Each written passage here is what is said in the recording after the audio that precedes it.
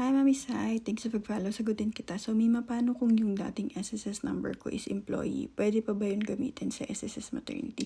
Yes, Mami. If employed ka before and ang kailangan mo lang gawin is magpa-change member status to it's either voluntary or self-employed. So, kung halimbawa self-employed, may mga requirements po yan na usually ang self-employed is under like mga doctor, mga lawyer, yung mga nagbabayad ng taxes or halimbawa may negosyo or business and yung mga freelance po.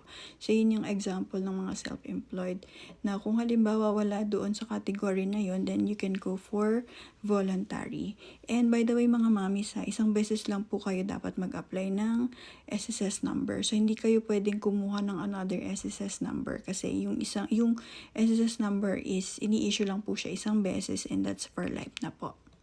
So, sa mga gusto magpa-compute or magpa-estimate ng kanilang SSS MatBen, comment lang your EDD and your month contribution. Isama nyo na rin yung member type nyo and make sure na naka-follow kayo para if ever you have a question, makapag-reply ako sa inyo ng video.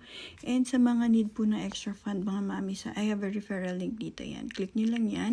Madadirect kayo kay Union Bank Credit Card. And wala po tayong commitment dito ha. Whether you're approved or not, pwede po kayong mag-fill up. So reminder lang po, this is credit card. Kapag ginamit nyo siya, kailangan nyo rin po siyang bayaran.